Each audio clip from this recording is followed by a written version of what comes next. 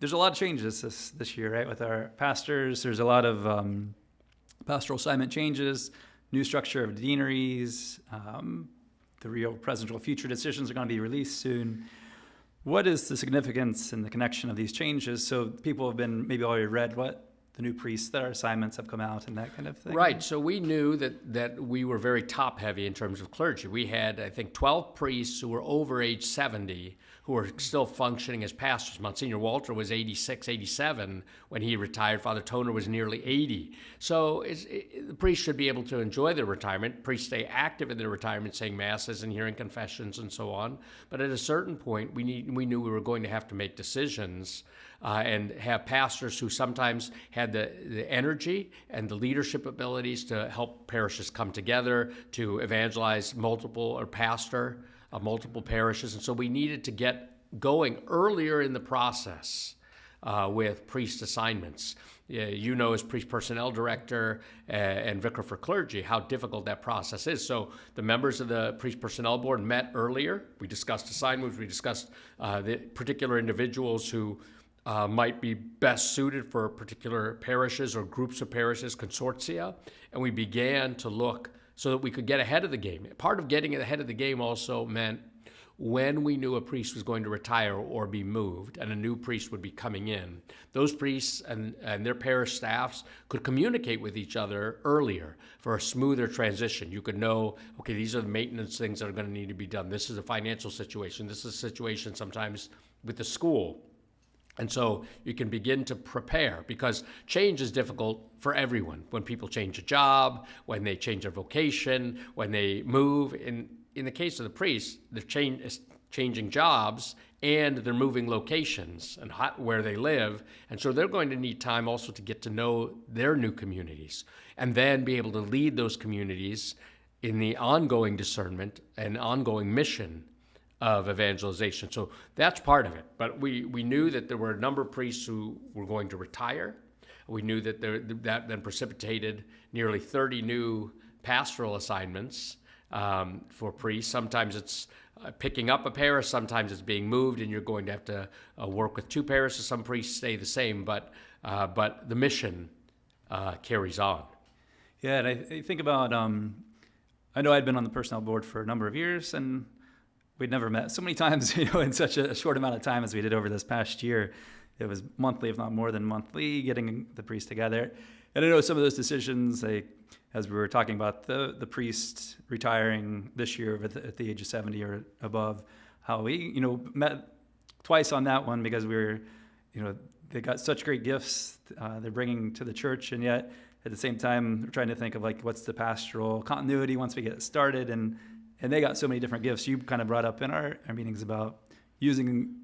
There's many different pathways. So that many of our clergy, even when they retire, they remain active. They say mass, they hear confessions, they're present, they serve as chaplains in our hospitals or nursing homes. They're in our communities and they remain active members of our communities. At the same time, we have to think about where we're going to be 5 years from now, where are we going to be 10 years from now, and where would we like to be, and who do we need to be able to carry out the process, because the process will need now a degree of continuity. Especially when parishes have to be brought together. There's a process according to canon law, as well as sometimes bringing finances together, bringing personnel and having shared staffs. And all of that requires a degree of time and patience, but also leadership. And during the course of this, then also many of our priests have gone for leadership training to be able to carry out this task. Because when in the priest personnel process, as you know, the assignment process, we didn't want to put priests in situations where they would fail, or that in situations that would seem to be impossible to them. We wanted to equip them with the skills they needed to succeed. The diocese has been trying to provide the support, not only in the form of leadership training, but even with trying to help transition teams from parishes come together so that everything goes smoothly when the priest arrives, and then the priest can then continue to guide that process. Yeah, that was quite a robust discussion with the looking at the guys' strengths and figuring out what's the best place for them. I think that was... Well, and the Diocese of Columbus, of course, is changing, because one dynamic, say, that we didn't have 10 years ago was the huge number of Spanish-speaking people now in the diocese, or the large influx of Africans, some of whom are French-speaking. So we had to find priests with sometimes linguistic gifts who could help pastor the parishes, or sometimes we would turn to religious orders who had those same gifts. So we had to be strategic in how we placed the priests in light of different ethnic groups, different language groups, and then also in terms of the energy level that's going to be required in some of these places, particularly if a parish has a school or sometimes multiple schools. Yeah. So it's been recently announced that the Deaneries system is going to change, and I think probably a lot of people are thinking, was that just a reshuffling of lines, or what is the role of dean? We haven't had a real active deanery in the recent past. So deaneries are provided for in the Code of Canon Law, and the Diocese of Columbus previously had 12 deaneries. We've restructured these so that there are now 10 deaneries. And the dean, or vicar forain, helps the bishop to kind of animate the priests in a particular region of the diocese. And so sometimes if you're in a rural area, you have concerns regarding farming or loss of population, or you might not have the robust Catholic school system. So you're much more invested in PSR and catechetical programs. Sometimes within a deanery or a region, you're looking for priests to be confessors and have penance services so they could coordinate their activities. Or sometimes you've got hospitals. But who's going to cover the hospitals if you've also got the parishes? But a coordinated and a collaborative effort amongst the priests can help us, again, in the mission of evangelization. I know this year I've gone to almost all the parishes to do confirmation. I know physically I'm not going to be able to do that in coming years, particularly as I age. And so the deans might do confirmation. The deans will advise me about what's happening in their regions. But also the deans can get the priests together for moments of prayer and spirituality as well, and to just lift their own morale. Sometimes you're in the trenches and it's good to just be with others to kind of strengthen you. So the dean will have multiple roles. So it's not, and again, we spoke about the need for structures, the pastoral conversion of structures for the mission of evangelization. And this is yet another example. Also during the course of the year, we reestablished the Presbyteral Council. And so the priests also have a way of eliciting issues from other priests to bring to our attention. And so we can have, again, a relationship of listening and of trying to take concrete actions that will help support the priests and help support the mission of evangelization. And speaking of the structures and such, as we're discussing the implementation of Real Presence, Real Future, particularly, let's say a couple of parishes are going to be merging, or what's kind of the background that's been going on with those places? Has it just happened that all of a sudden they're told, hey, you're merged? Yeah, so Bishop Brennan, of course, put into place the regional Episcopal vicars who have guided the process in the different areas. But then through the Real Presence, Real Future process, we've had kind of a series of iterations of this is the first recommendation, this is the second recommendation, this is the final recommendation. And based on that, people can more or less know the lay of the land, what's going to happen.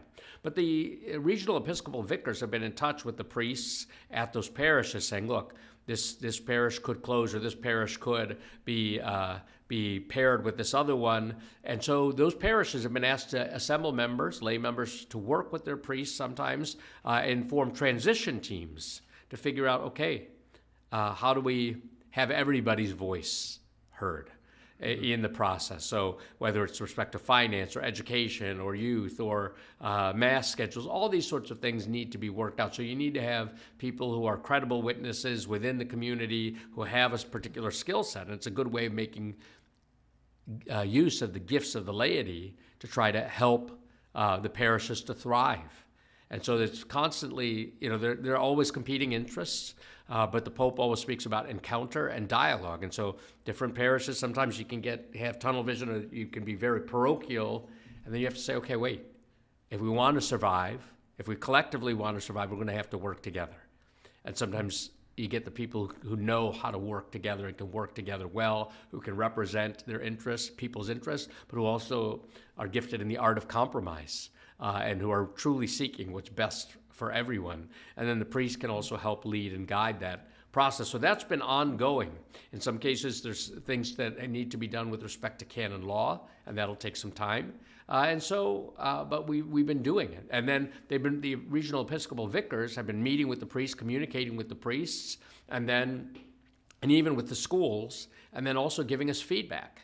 So every Tuesday, as you know, we're at this Bishop's Advisory Council meeting, and at first it was the regional Episcopal vicars and yourself and Father Streitenberger, and then, of course, Matt Schlater, the Chief Operating Officer. But then we gradually expanded that circle to include Dr. Dufault, the Superintendent of Catholic Schools, John Mackesy, the CFO of the diocese, Angie Yohani, the Senior Director for Property, because we're having to do a lot of property management and assessment of the physical plants of a lot of buildings. Wendy Piper, of course, has served as our secretary and is in the office to really help with parish vitality throughout the process. And so we've been getting a lot and Jason Mays to help communicate more and more clearly with the people of God and with the priests and deacons in the diocese. So we've engaged the lay people at the diocese as well as the clergy in order to have a smooth transition and to really have people's voices be heard and make use of the actual expertise. And I think that's one of the things that's been edifying to me as a new bishop, as I see how the people at the diocese are actually trying to support and make themselves, I would even say, radically available to the priests and to those engaged in the transition process.